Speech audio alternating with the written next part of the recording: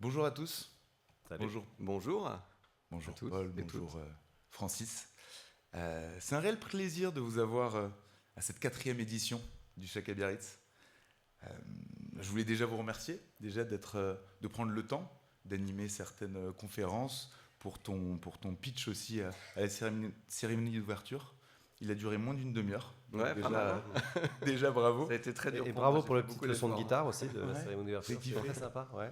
J'étais Bah, un peu kiffé, stressé quand Non, même. c'était nickel. La reconversion en artiste, ça sera peut-être plus tard. Sachez que vous avez la chance aujourd'hui de faire partie des premiers intervenants de ce nouveau format. On est très heureux. Donc, vous Pas avez mal, été pas choisi mal. parmi les guest Génial. stars Ah ouais. pour tester ce format podcast. Un podcast sans langue de bois où il y a vraiment débat. Je suis Adrien Perron, consultant en automatisation et en optimisation. Bienvenue au Chaka Life. Ok. Et On est chaud là. on a le droit On est d'être- chaud On est chaud. Voilà, merci. Ça sera pas tout le temps en public en plus, j'imagine. Il faut en profiter, c'est en public. C'est Ouais, sympa. alors on m'a dit il faut éviter de jouer avec le public. Ah bon, Ah. ok. Mais moi j'aime pas trop C'est pas des grosses têtes. suivre alors. Parce les que là, on est en ordres. podcast, c'est ça On est censé être en podcast, Ok. mais vous savez ce qu'on va faire? On va quand même jouer avec le public. D'accord, ok. Donc s'il y a une question, Ok. si vous voulez intervenir, n'hésitez pas, vous posez des questions, vous applaudissez. Bon, on les entendra pas, mais on reprendra la question. Ouais, exactement. Alors participez pas trop au débat parce qu'on n'a qu'une demi-heure, Ouais. mais l'idée c'est que ça soit aussi un petit peu interactif. Donc du coup, avant de rentrer dans le vif du sujet, une rapide présentation de Francis et de Paul s'impose. Messieurs, je vous demanderai de compléter ou de corriger mes propos, puisqu'après tout, j'ai utilisé l'IA pour faire ces intros. Ouh là là. Quel IA C'est le thème Gemini Pro. Aïe, aïe, aïe. aïe. Ah ouais, Ça Google commence Style. très mal. mais- Très, très mal. Ah, c'est bon Ouais. c'est pour vous chauffer un peu. Donc pour ce match amical, deux poids lourds dans le ring vont s'affronter. À ma droite, au hasard, Paul Midi. Là, je suis obligé de réagir. T'es obligé. Vas-y, Tu veux Je pas. suis obligé parce que moi, je suis et de gauche et de droite. Non, mais ça c'est le pire qu'on Et donc, soit je prenais ta place au milieu. C'est vrai. Ouais, j'étais bon élève, par contre. Au milieu. Je me suis assis, là, on m'a invité à m'asseoir. On va pas t'appeler Monsieur Bayrou. Je préfère pas.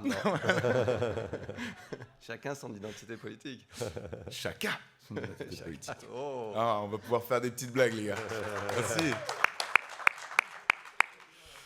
Donc Paul Midi, député de l'Essonne, il incarne la vision régulatrice. Député entrepreneur, donc c'est peu commun, quoi, on dirait presque un oxymore. Il a lancé Frishti il y a quelques années au sein de la French Tech. Il porte aujourd'hui une parole politique qui insiste sur la nécessité d'encadrer le déploiement de l'IA par la puissance publique, tout en œuvrant pour faciliter son financement. L'objectif est de trouver un juste équilibre entre le soutien à l'innovation et la protection des citoyens. Sans un cadre éthique et légal robuste, l'IA risque d'exacerber les inégalités sociales, de créer des fractures territoriales et de menacer les droits fondamentaux des citoyens. Fact-check, on est plutôt bon ou on est à côté de la plaque? Pas mal. Je pense franchement, si tu avais utilisé le chat de Mistral, tu aurais eu des meilleures informations. Donc je te propose de le refaire. Non, je suis un petit peu moins mesuré que ça. Moi, je pense qu'il faut innover avant de réguler. Je pense que la première des protections des Français et des Européens, c'est que la technologie soit créée en France et en Europe, avec des développeurs et des développeuses qui ont nos valeurs et qui vont développer des outils qui sont nativement cohérents avec nos valeurs. Je pense que c'est plus facile de faire ça que de ne pas innover chez nous et d'être soumis aux outils américains aujourd'hui, chinois demain, qui vont être créés avec d'autres types de valeurs, et là de devoir mettre des régulations pour essayer de repartir dans un autre sens. C'est ce qu'on essaye de faire avec les réseaux sociaux, et on n'y arrive pas. Voilà, quand il y a une plateforme qui vient d'Australie sans régulation qui s'appelle Kik, bah, ça donne ce qu'on a vu, la mort en direct de quelqu'un, ce qui est absolument horrible, absolument inacceptable. On voit que les développeurs, les développeuses, tous ceux qui créent la technologie en Europe, je ne dis pas qu'ils en créent forcément, les choses sont parfaites, mais statistiquement, il y a beaucoup plus de chances que ce soit dans nos valeurs. Donc, je suis moins mesuré que ça. Je pense que l'innovation, c'est d'abord notre première protection. Mais après, bien sûr, il faut réguler. Après, pas trop vite, pas trop fort, mais il faut ce qu'il faut. alors, je vais me permettre de te couper, puisque tu Oui, tu m'as il dit faut tout à l'heure. absolument. Sinon, moi, je prends les 10 Ouais. minutes et j'y On vais, a hein, déjà donc, bouffé 10 minutes. Exactement. Sachant que, ok, ça c'est ce que tu penses, c'est ce que Ouais. tu crois, mais concrètement, dans un gouvernement comme la France, comment tenir et appliquer ce type de discours, innovation avant régulation, Ouais. où on... Alors, je ne suis pas au gouvernement, Ouais. mais donc, je ne prétends pas expert non plus. Moi, j'ai l'impression que c'est l'inverse. Je fais le parallèle avec la crypto-monnaie et avec tout ce qui est démarche MiCA. D'abord, on régule, après, on innove. Ouais. Alors, c'est deux sujets différents. Je te prends deux Ouais. sujets, mais je vais essayer de faire vite. Tu prends l'IA Act, par exemple, au niveau européen. Oui. Je pense que la première version de l'IA Act, elle était super, c'était une bonne régulation. Et sur le finish, à partir du moment où ChatGPT a été connu de tout le monde, il y a eu des choses qui ont été rajoutées à l'IA Act qui l'ont rendu dangereux. Donc, tu peux trouver le bon équilibre. Et je trouve que sur les cryptoactifs, là, c'est presque le contre-exemple. C'est-à-dire qu'on a été un des premiers pays à réguler, mais ça a fait venir des acteurs en France. Parce qu'ils se sont dit au moins ici je sais à quelle sauce je vais me faire manger. Et en plus comme on a réussi le coup double qui est de faire en sorte que l'Europe reprenne exactement la régulation qu'on avait mise en place en France en 2018 avec la loi Pacte, c'était un avantage pour tous ceux qui venaient s'installer en France d'avoir les autorisations françaises et de pouvoir aller sur tout le territoire européen. Donc là, on s'est un peu déraillé depuis, mais on pouvait, c'était justement le cas parfait où la régulation pouvait aider. Mais je pense que d'une façon générale, s'il faut choisir, évidemment, il y a les sujets, si c'est dangereux, s'il y a des gens, c'est des produits qui peuvent mourir avec, on régule tout de suite. Mais s'il n'y a pas de danger de mort, vraiment, je pense que la première chose qu'il faut faire, c'est s'assurer que les choses se passent ici sur notre territoire pour qu'on crée la richesse, pour que ce soit fait avec nos valeurs. Et puis, ça sera plus facile de réguler des gros acteurs européens que de réguler des gros acteurs américains ou réguler des gros acteurs chinois. Ah, Moi, on je est d'accord. préfère qu'on se régule entre nous, mais d'abord qu'on innove. Ok, super. Le but, c'est d'avoir un débat. Hein, parce qu'on Ah, sait bah, que moi, Francis, il est plutôt typé innovation. Ah oui, Je vais présenter ton petit pitch. Ouais. Bref, on avance 16 minutes. On a un sujet, hein, tu sais. Ah oui, c'est vrai. Ouais. Pardon. Moi, tu connais, si je pars en improvisation, c'est fini. À ma gauche, donc, Francis Lelon, entrepreneur qui encadre la vision schumpeterienne et fondateur de Sarenza, puis plus récemment d'Allegria Group. Pour lui, l'IA est une force de destruction créatrice. Dans la lignée des grandes révolutions industrielles, elle automatise les tâches à faible valeur ajoutée, libérant ainsi le capital humain pour des missions plus stratégiques, créatives et épanouissantes.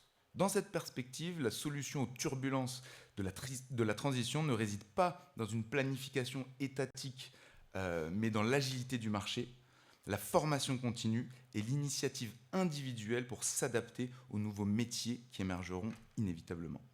Sa mission affichée est de démocratiser l'accès à ces nouvelles technologies pour que chacun devienne un acteur de sa propre transformation. Il est aussi passionné de golf. Oui, entre autres. Résumé comme Bien vu. Et c'est une belle région de golf ici, donc on est bien à Biarritz pour le golf. c'est pour ça que tu restes toute la semaine. Non, malheureusement, je repars déjà demain matin. Oui, je serais bien resté. Mais bon, il y a l'ouragan qui arrive, donc c'est pas très, pas très bien. Tu pars au bon moment. Yes. Je vais pas te laisser rebondir. Non, on y va. Excuse, on y va. Vous l'avez compris autour de la table, on a quand même deux pointures de ce domaine-là. Maintenant, on a passé les salam alek. Il reste 14 minutes 58 et on va attaquer par le sujet. Un agent IA va-t-il remplacer tes salariés? Bon, cette phrase accrocheuse illustre un phénomène qui se répand de plus en plus au même rythme que la démocratisation de l'IA. Je parle de la peur légitime, souvent véhiculée par les médias d'ailleurs, d'un grand remplacement par les machines. C'est ça le vrai sujet et le sous-jacent de cette question. Donc concrètement, cette transformation en profondeur de la nature même du travail et les compétences clés sur lesquelles capitaliser pour le futur. Ça, c'est le thème. Première question, pour avoir le temps quand même de bien tchatcher. Cette fameuse IA, c'est le nouveau stagiaire surdoué qui va finir par prendre la place du patron. Ou c'est juste une version bodybuildée de la calculatrice de nos parents. Je m'adresse à toi, Francis. Ouais, alors là, tu as vraiment deux mondes qui s'opposent en ce moment. Tu as des gens comme Luc Julia, par exemple, qui vont être très sur la calculatrice. Et puis, tu en as d'autres comme Bill Gates, qui a quand même dit il y a un mois, devant des millions d'Américains au Saturday Night Show, qu'il y aurait sans doute plus de jobs pour les Américains d'ici 2035, qu'on allait vers effectivement un monde complètement différent avec l'IA. Moi, je suis un petit peu entre les deux. La réalité, c'est que quand on regarde aujourd'hui ce qui se passe dans les entreprises, force est de constater qu'effectivement, l'IA fait parfaitement le boulot du stagiaire. Il faut aussi constater, et ça les gens parfois ne veulent pas le voir, que l'IA est très forte aussi sur les métiers très spécialisés. Quand Kasparov s'est fait battre pour la première fois par l'IA, il n'était pas content. Quand aujourd'hui on va dire à un radiologue que l'IA va détecter 80% ou 90% des tumeurs alors que les humains ne font pas mieux de 60%, ça ne leur fait pas plaisir non plus. Et donc tous ces métiers en fait sont des métiers à risque. Et la spécificité française d'un pays très fortement construit autour des métiers de service nous expose encore plus au risque de l'IA. Et moi, mon propos aujourd'hui, il est de dire tout simplement deux choses. La première chose, le risque aujourd'hui, c'est pas de se faire remplacer par l'IA, c'est de se faire remplacer par quelqu'un qui maîtrise l'IA. Ça, c'est sûr. Et là, on y est déjà. On voit la nécessité d'avoir des nouvelles compétences. La deuxième chose, c'est que à long terme, la phase de transition va être très compliquée. Et la bonne nouvelle, c'est qu'on a déjà vécu dans des secteurs d'activité des transitions très difficiles. Je pense aux médias, je pense à la musique. Quand Internet est arrivé, on s'est tous mis à pirater, le marché s'est effondré. Et puis ensuite, on a inventé des nouveaux modèles économiques avec Deezer, Spotify. Et puis aujourd'hui, on voit que le marché de la musique s'est jamais aussi bien porté qu'aujourd'hui. Et c'est meilleur. La question, elle est de savoir quel sera le point de sortie. Est-ce qu'on va faire comme d'habitude? Finalement, il y a des nouveaux métiers qui vont arriver et puis on va faire progresser tout le monde et tout le monde va faire des super jobs demain. La réalité, c'est qu'il suffit de regarder les compétences des gens. J'y crois pas un instant. Il y a plein de gens qui aujourd'hui font des métiers à faible valeur ajoutée, qu'on n'a jamais suffisamment formés et qui ne vont pas réussir à faire les métiers complexes demain. Qu'est-ce qu'on va faire de tous ces gens? On ne va pas transformer un chauffeur Uber du jour au lendemain en data scientist. Ce n'est pas vrai. Et donc cette phase de transition, elle m'inquiète parce que d'abord, je ne sais pas combien de temps elle va durer et je ne connais pas le point de sortie. Alors on peut faire des perspectives, on peut imaginer tout ce qu'on veut. La réalité, c'est qu'aucun d'entre nous n'a la réponse. Et que donc on va devoir voyager à vue pendant une dizaine d'années minimum. Donc, on n'a pas le point de sortie de l'impact réel de l'IA et on ne sait même pas ce que sera la technologie dans 5 ans, 10 ans. Moi, je ne crois pas à l'AGI dans 5 ans, 2035, la superintelligence artificielle, je n'y crois pas un instant. Ça sera sans doute plus long, mais la réalité, c'est que l'outil progresse quand même très vite. Ça reste un chien savant, mais de plus en plus savant. Donc, comment est-ce qu'on va réussir à faire en sorte, dans un monde où il n'y a plus de croissance, il n'y a plus de croissance démographique, il n'y a peut-être plus de boulot demain pour tout le monde, à continuer à vivre dans le modèle économique qu'on a aujourd'hui, les tensions vont être là, il va falloir... les statistiques aujourd'hui sur l'emploi sont claires. Il y a d'un côté Goldman Sachs qui nous annonce l'apocalypse et de l'autre côté DOS qui dit ça ne va rien en changer. Moi, je crois plutôt le World Economic Forum, qui est sans doute l'étude la meilleure sur le sujet aujourd'hui, qui dit que grosso modo, c'est quand même à peu près 15 millions d'emplois menacés dans les pays de l'OCDE, 1 million en France, c'est le chômage qui retourne à 15%. Ben, est-ce qu'on est capable de l'accepter? J'en suis pas sûr. Merci pour cette réponse constructive. Par contre, je vais faire une petite parenthèse et je vais pas te laisser répondre. Vas-y. Mais c'est sur ton propos. Vas-y. Ouais, bah, c'est moi qui anime. Donc tu fais ce que tu veux, t'es chez toi.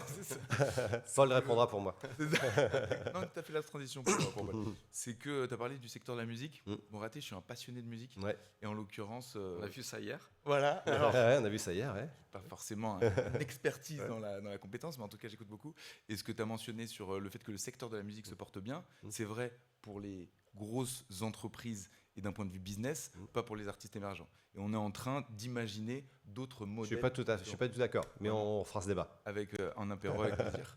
La transition sur la transition compliquée. Et là, alors, moi, je n'ai pas mon avis à donner, mais en tout cas, je pense que c'est le sujet le plus important. Et à mon sens, c'est le rôle justement des politiques de gérer cette transition pour faire en sorte que les parties de la population qui n'ont pas été suffisamment formées ou qui ont une rupture digitale tellement importante que ça va être compliqué de les intégrer dans ce nouveau monde automatisé. Quel est ton plan, votre plan au gouvernement concret? Alors moi, j'insiste sur concret. Hein. Ouais, non, je vais d'abord réagir à ce que tu as dit, parce que moi j'ai une conviction qui est très forte, mais je pense que c'est important parce qu'il faut être d'accord sur le constat pour savoir ce qu'on fait. Moi, je ne crois pas une seconde que l'IA va créer du chômage. Bien sûr, ça va remplacer beaucoup de jobs ou des parties de jobs, mais ça ne créera pas de chômage. Il y a 200 ans, en France, 9 Français sur 10 étaient agriculteurs. On a mécanisé l'agriculture, on a créé des tracteurs, on a eu des tracteurs au pétrole, à l'électricité, et maintenant, les agriculteurs, c'est 4% des Françaises et des Français, et on exporte au-delà de la France. Donc, des transitions de 180 degrés dans notre économie, on en a déjà eu et ça n'a pas créé de chômage. Ce qui a créé du chômage dans notre pays, c'est qu'on a fait la mondialisation d'une façon idiote. On a enlevé toutes les barrières douanières. On a mis toutes les taxes sur le travail. Donc, on a fait un coût du travail hyper élevé en France. Il est de gauche, en fait. Il nous l'avait dit. Je l'ai dit. Et on a considéré qu'on était tellement plus intelligent que les Chinois que ça marcherait. Non, ça n'a pas marché. Et donc, ça a généré du chômage. C'est assez récent, hein. Le chômage, c'est les années 70 en France. Donc, moi, je ne crois pas. Je pense qu'on a toujours un biais très égocentrique de se dire on est à la fin de l'histoire, il se passe un truc de fou. Moi, je pense que l'histoire est plutôt linéaire. Donc, tu peux avoir des accélérations, on peut être sur une courbe exponentielle, mais elle est linéaire. La rupture de l'IA, c'est une énorme rupture du genre l'électricité, les ordinateurs, le numérique. C'est un truc qui est énorme aujourd'hui et on ne sait pas ce que ça va donner demain. Donc, on sait juste que c'est énorme, que ça a beaucoup bougé et que ça va aller très vite. Okay. Donc là, j'y viens à ta question. C'est que par contre, il faut qu'on embarque tout le monde parce que ça va toucher 80% des jobs, qu'on est en compétition mondiale et que donc si les Américains et les Chinois, ce qui est aujourd'hui le cas, les salariés américains et chinois se mettent plus vite à l'IA que les salariés français et européens, on est mort. Et donc c'est pour ça que concrètement, je fais en 30 secondes, tu as une première initiative qui a été lancée par le gouvernement Oser l'IA. Mais si je peux me permettre, il faut aller, je pense, beaucoup plus loin. Il faut qu'on ait un plan massif pour former 10, 15, 20 millions de salariés français dans les 2-3 prochaines années, massivement. Et là, je pense qu'il faut un peu de top-down étatique. On a des milliards sur la formation professionnelle. Il faut juste les réorienter. Ce n'est pas de l'argent en plus.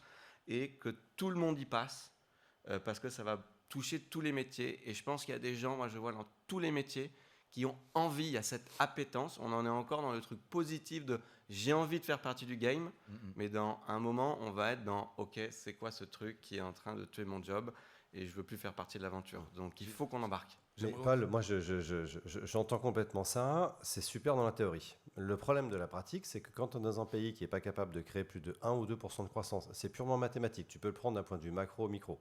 Tu fais 1 ou 2% de croissance par an, tu as des gains de productivité de 5, 10, 15% sur une période très très courte, à la fin, c'est pas possible d'avoir des jobs pour tout le monde. Et dans un monde où les jobs qui étaient jusque-là, on sait déjà en France qu'on a un problème sur les jobs bas, j'allais dire, parce qu'on a des salaires minimum élevés, donc on sait qu'on a un écart par rapport aux US, par exemple, sur les emplois peu qualifiés. Mais qu'est-ce qu'on fait de tous ces gens qui sont sur des emplois peu qualifiés, dont l'essentiel du travail va être demain remplacé par l'IA? Je pense qu'effectivement, un avocat, lui, il va être en mesure de pouvoir faire l'évolution de son métier. Il a vu arriver le CD-ROM, Internet. Avant, il y avait des gens qui passaient leur temps à aller chercher des jurisprudences. Ces gens ont disparu dans les cabinets d'avocats. Ils ont géré. Moi, ce qui m'inquiète, et comme toi d'ailleurs, c'est les gens qui sont plutôt en bas de l'échelle, où là, effectivement, c'est quoi les métiers de demain? Moi, je ne vois pas les métiers de demain qu'on va leur donner à ces gens-là. Et la réalité, c'est que, encore une fois, c'est purement mathématique. Je ne peux pas avoir 10, 20, 30% de gain de productivité dans une entreprise et de l'autre côté, faire que 2% de croissance dans le pays et avoir des jobs pour tout le monde. Donc, comment on résout cette équation? Je ne suis pas d'accord parce que tu prends les 2 premières économies du monde, elles n'ont justement pas eu ce problème. Tu regardes la trajectoire des États-Unis ces 20-30 dernières années, ils ont réussi à continuer à faire des gains de productivité parce qu'ils ont fait la transition numérique beaucoup plus forte, parce qu'ils ont créé des entreprises extrêmement productives, qui sont les GAFAM, qui génèrent un pognon de dingue avec des ressources relativement limitées. Et ils ont eu une trajectoire avec à peu près une population qui est similaire. Mais on n'est pas les États-Unis. Et ils font 3 à 5% de croissance, là où on fait 1. Ouais, mais et on n'a pas la raison, je ne crois pas que la raison, elle soit les compétences et les skills des Américains versus des Européens. Je pense que ça, on est à peu près pareil. Le sujet, c'est un sujet de système, de financement de l'économie, de capacité à faire de l'innovation et du fait que nous, on est passé à côté ces 20 dernières années de la capacité à créer un secteur tech digne de ce nom qui aujourd'hui est 10% du PIB des Américains. Paul, je te coupe rapidement parce que justement par rapport à ça et le financement de cette transition, est-ce que tu peux dire, allez, en 20 secondes, gros défi, présenter Oser l'IA qui est un programme dont pas forcément tout le monde est sensible. Ouais. Alors, Oser l'IA, ça a été lancé par le gouvernement il y a maintenant quelques semaines, avant l'été, pour embarquer la société, les entreprises et les concitoyens dans cette aventure de l'IA. Financièrement parlant ? Financièrement, il y a 200 millions d'euros qui sont mis pour l'accompagnement des entreprises, pour aider à former. Tu as une plateforme qui va être ouverte dans les prochaines semaines qui s'appelle l'Académie de l'IA, où tu auras répertorié toutes les formations à l'IA. Donc ça, c'est très concret. Maintenant, moi, je pense qu'il faut, pardon, mais aller plus loin. C'est pas avec 200 millions qu'on va faire le truc. Ok, mais déjà, au moins, il y a une action. Mais au moins, il y a une première action. Et puis, il y a cette Académie de l'IA, je pense, avec un objectif qui a été fixé. Ça, c'est bien, parce que déjà, quand on fixe des objectifs, on peut voir au moins s'il y a une adéquation moyen-objectif. Que d'ici 2030, 15 millions de Français étaient formés à l'IA. Voilà. Après, j'ai une autre question qui est plus de l'ordre qu'on va qualifier philosophique. Parce que tu parlais de constat tout à l'heure. Pour justement lancer des projets ou des transitions, il faut aussi avoir un certain alignement sur l'éthique et la morale. Et typiquement, on parle de travail, de salariés. Pour vous, alors d'abord Francis, dans un monde où l'IA et l'automatisation seraient déployées à grande échelle, où est la valeur travail ? Je pense que la valeur du travail, elle est questionnée dans ce pays depuis très longtemps. Il y a eu plein de débats sur le sujet. Il y a des débats sur les salaires, il y a des débats sur les coûts des salaires. Et si je prends pour tout le coup ma casquette d'entrepreneur, je vois bien aujourd'hui sur tout un tas de sujets, là où je vais faire des économies de notre société. Pour donner quelques chiffres très simples, nous, on a cette année triplé le chiffre d'affaires en divisant par 2 la masse salariale. Et si d'ailleurs je fais un parallèle qui est très intéressant, quand j'ai commencé à être entrepreneur dans les années 2000, le modèle c'était Bernard Tapie et on rêvait tous d'avoir une entreprise à 1000 salariés. Aujourd'hui, le modèle, c'est plus ça. Le modèle, c'est une start-up qui fait Je parle pas 100 du millions de modèle, chiffre d'affaires avec 20 salariés. Tu Je vois. parle de la valeur. Concrètement, un salarié, elle est où sa valeur ? Oui, mais on retombe forcément là-dessus parce qu'un entrepreneur ne recrute des gens que si ces gens sont capables, en échange d'un salaire, de créer de la valeur. Exactement. Mais si cette valeur, elle est demain créée en grande partie par l'intelligence artificielle, je vais avoir besoin de beaucoup moins de monde. Et donc, c'est pour ça qu'on se pose fondamentalement ces deux questions. C'est au regard des formations qui sont encore données aujourd'hui dans nos écoles. Moi, je suis stupéfait de voir qu'aujourd'hui, dans la plupart des écoles, on n'apprend toujours pas à maîtriser la data, une des valeurs fondamentales. On voit qu'aujourd'hui, la valeur des entreprises, elle quitte le code, parce que finalement, le code, il va être créé par l'IA, il ne vaudra plus rien, vers la data. Dans quelles écoles on apprend à utiliser la data aujourd'hui ? Quasiment nulle part. Donc les compétences aujourd'hui, déjà, elles ne sont pas en adéquation. On voit que ça prend beaucoup de temps. Et déjà, les organisations, avec leur agilité, elles n'arrivent pas à suivre la progression de la technologie. Alors t'imagines, nos écoles, à la vitesse à laquelle ça va, c'est beaucoup plus inquiétant. Je dis ça, mais d'un autre côté, on en a discuté hier avec Paul. J'ai eu l'occasion de passer une semaine avec des Chinois sur un bateau. Les Chinois nous annoncent qu'ils vont tous apprendre l'IA, sauf que je constate qu'aujourd'hui, ils ne savent toujours pas parler anglais et la moitié ne savait même pas nager alors qu'on était sur une croisière de plongée.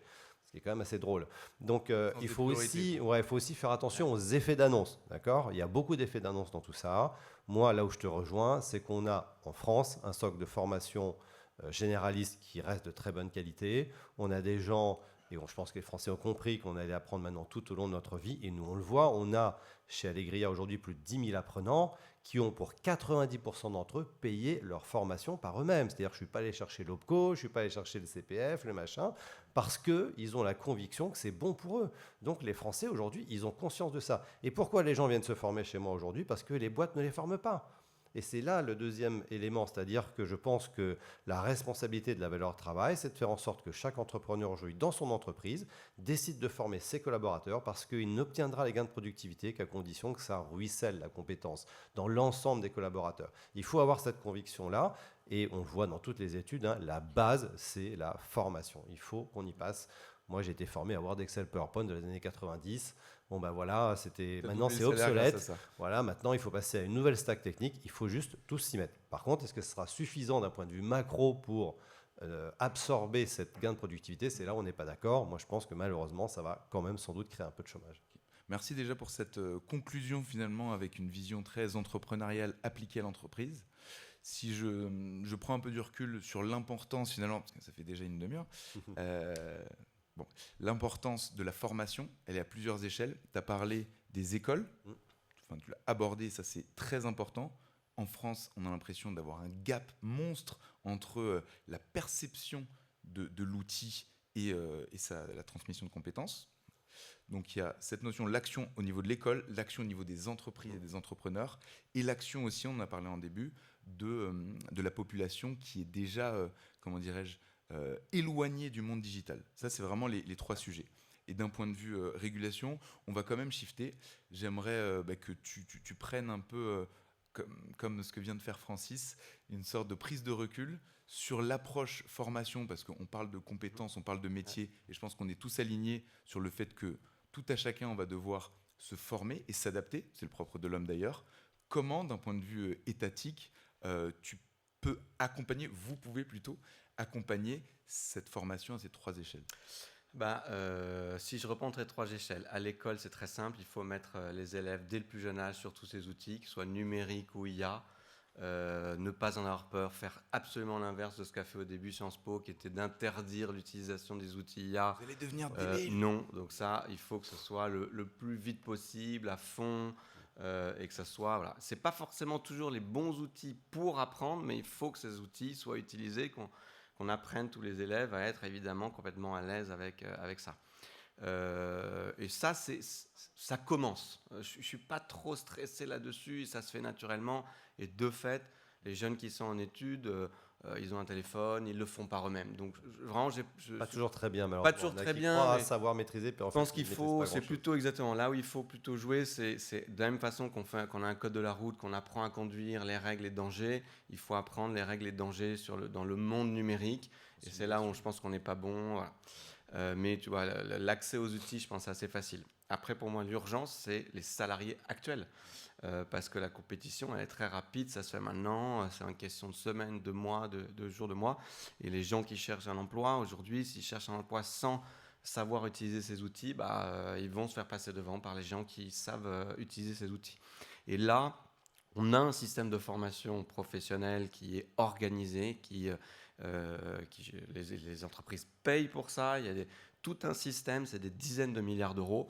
Il faut que ce système, on le focalise sur les bonnes priorités. Pour l'instant, il y a trop de formations sur des sujets qui me paraissent, moi, secondaires, parfois complètement anecdotiques. C'est super de pouvoir utiliser son CPF pour faire de la poterie ou apprendre une langue qui n'existe que... son permis moto. Qui est utilisé par 100 000 personnes. Super, mais cet argent, il doit être utilisé massivement. Et moi, je veux qu'on fasse remonter, ça c'est ma formation e-commerce, en haut. Le premier produit qu'on doit vendre sur les CPF, c'est les formations à l'IA. C'est abordable pour tout le monde, ça change la vie. Et on rappelle un truc, aujourd'hui, avec les outils de l'IA, c'est 1 heure de productivité par jour. C'est 1 heure de ta journée de gagner avec les outils de l'IA. Donc en plus, le truc, il est hyper positif. Et 3e axe, c'était quoi? Les gens éloignés du numérique. En fait, moi, le plan que je propose, où tu embarques 20 millions de salariés, ça permet de faire voiture-balai sur ceux... Parce qu'on n'avait pas fait ce plan au moment des outils de base du numérique. Et donc, en fait, si tu dis, on va faire un truc un peu bébête où tout le monde passe à la moulinette, on va récupérer, évidemment.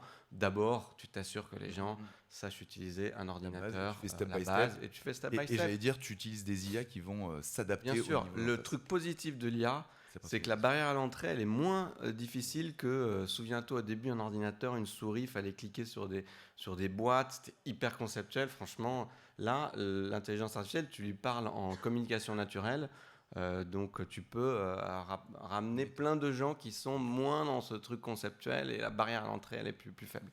Super. Merci, je vais devoir vous couper, même si j'ai plein de questions, des petits jeux et tout pour vous mettre dans le mal. Vous avez été pas trop déstabilisés, franchement, ils ont bien joué, ils maîtrisent leur sujet, hein, les 2 personnes. Je vais quand même conclure, avant que tu envoies la musique, sur concrètement, plutôt une question d'ouverture. Finalement, là, on parle de technologie, on parle d'IA, mais pour embarquer tout le monde, à mon sens, on doit revenir sur la connexion humaine et sur l'entraide de chacun. Aider son voisin, ses parents, ses grands-parents, son enfant, que sais-je. Et donc, la question n'est pas tant de savoir si l'IA va prendre nos emplois, mais plutôt, sommes-nous collectivement prêts à faire l'effort d'apprendre à travailler avec elle pour construire les métiers de demain? Et je parle bien collectivement.